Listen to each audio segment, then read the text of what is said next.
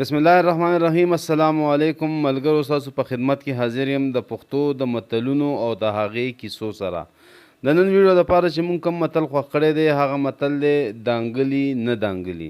درته به نن ویډیو کې دا وایم چې دا متل څنګه جوړ شو، د دې متل په شا باندې څه کیسه ده، نو راځئ چې ووینو.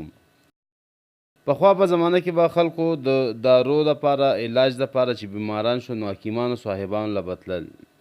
حکیمانو به د علاج شروع کولو نه مخکې مریض له جاړ ورکولو. جاړ مونږ ورته بعضې خلک ورته پښتو کې جلاب هم وایي. جلاب بیا وله کولو. د جلاب دپاره به حکیم د مریض د خېټې د صفا کولو دارو ورکړو چې د هغې سره به خېټه ښه صفا شوه. د خېټې نه به هر ګند بلا او جراثیم هر څه ختم شو. د هغې نه پس به یې د نورو مرضونو علاج شروع کولو. په جلاب کې مریض دپاره ډېر پرهیز و، یعنې چا به چې جلاب وکړو یا جاړ به یې چې وکړو نو په هغه باندې به وزن اوچتول، منډه وهل، ټوپونه وهل دا سخت منع وو. د دې پرهیز دپاره به حکیم مریض ته ښه په سختۍ سره وینا کوله. وایي چې یوه ورځ یو سړی د حکیم نه د جلاب دارو واخیستل. حکیم صاحب ورته د پرهیز په هکله ښه پوه کو او ورته تر دې پورې وویل چې د لښتي نه به هم ټوپ نه وهي.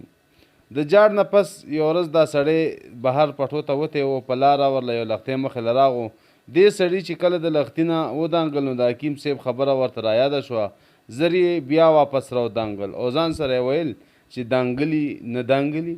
کله چې دا خبره حکیم صاحب ته او بیا نورو مشرانو ته ښکاره شوه نو هغوی دا خبره د متل په طور باندې مشهوره کړه او نن سبا دا متل په داسې حالاتو کې خلک استعمالوي چېرته چې څوک داسې کار یا خبره وکړي چې وروستو پې خپیمان او ملامته وي او خپله خبره واپس اخیستل غواړي یا خپله خپیماني څرګندوي نو دا متل وړاندې کړي او داسې وایي چې یار دانګلي نه دانګلي.